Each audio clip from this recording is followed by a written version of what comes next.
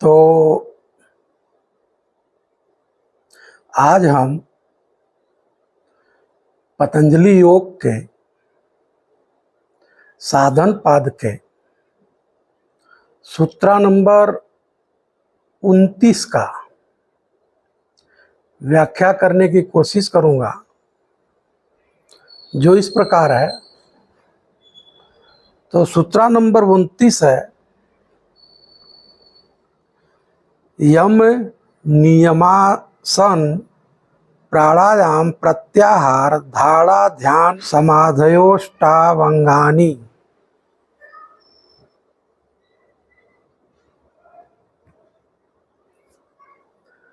तो इसके पहले सूत्र में पतंजलि सूत्र नंबर 28 में बता रहे हैं कि योग के अंगों का प्रयोग करके, योग का प्रयोग करके, योग नामक उपाय का अनुष्ठान करके चित्त के वृत्तियों का निरोध कर सकते हैं। जो अशुद्धियां हैं चित्त में, उसको साफ कर सकते हैं। जब चित्त की अशुद्धियां साफ हो जाएंगी तो प्रकाश का आविर्भाव हो जाएगा। जब प्रकाश का आविर्भाव हो जाएगा तो दृष्टा अपने स्वरूप में स्थित हो जाएगा। तो सूत्र नंबर 29 में पतंजलि बताने जा रहे हैं कि योग के अंगों के नाम क्या है और उनकी संख्या कितनी है। तो यहाँ फिर बात आती है योग। योग समाधि पाद के सूत्र नंबर 2 में पतंजलि बता रहे हैं कि योगश्चित्त वृत्ति निरोध। योग क्या है? चित्त के वृत्तियों का निरोध है।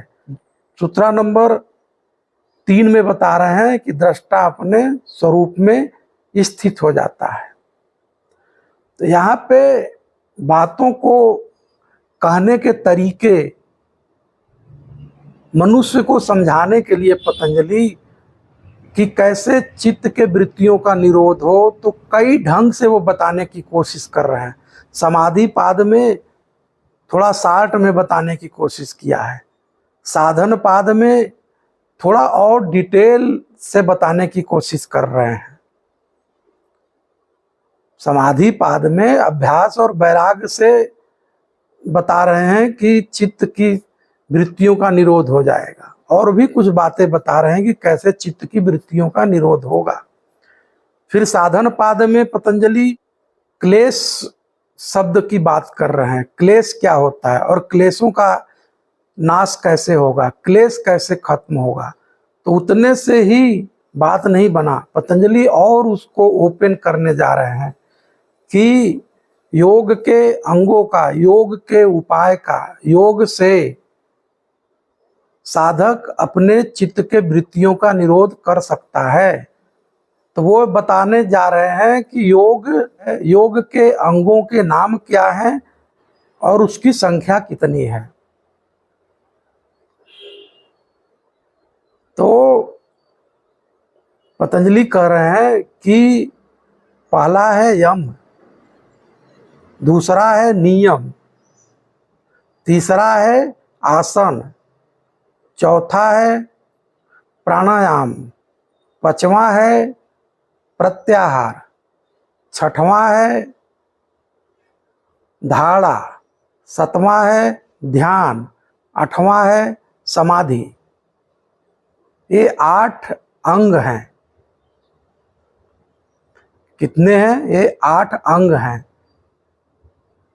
इन 8 अंगों का प्रयोग करके हर साधक अपने चित्त के वृत्तियों का निरोध कर सकता है। अपने चित्त को, जो चित्त में अशुद्धि है, उसको साफ कर सकता है। जो सूत्र नंबर 28 में कह रहे हैं पतंजलि, विवेक ख्याति पर्यंत, पूरा का पूरा चित्त के वृत्तियों का समाप्त हो जाना है। चित्त के वृत्तियों समाप्त हो जाएगी। तो ये 8 अंग जो है, ये अंग भी है और चरण भी है। एक के पीछे एक आएगा। यम के बाद तुरंत नियम आ जाएगा, नियम के बाद आसन आ जाएगा, आसन के बाद प्राणायाम आ जाएगा, प्राणायाम के बाद प्रत्याहार आ जाएगा, प्रत्याहार के बाद धाड़ा आएगा, धाड़ा के बाद ध्यान आएगा, ध्यान के बाद समाधि आएगा। ऐसा नहीं कि यम के बाद समाधि आ जाएगा। ये चरण है, एक के बाद एक अनुक्रम में आएगा। तो इस सूत्र में पतंजलि बस इतना ही बता रहे हैं कि योग के अंग का नाम क्या है और उसकी संख्या कितनी है। बहुत ज्यादा यम, नियम, आसन, प्राणायाम, प्रत्याहार, धारणा, ध्यान और समाधि के बारे में यहाँ पतंजलि कुछ नहीं बता रहे हैं। अगले सूत्र में क्रमशः एक एक करके एक क्रम में पतंजलि बताएंगे कि योग जो है, जो योग के अंग हैं, उनका लक्षण क्या है, उससे लाभ क्या है। बहुत ही डिटेल में पतंजलि फिर एक एक करके चर्चा करेंगे।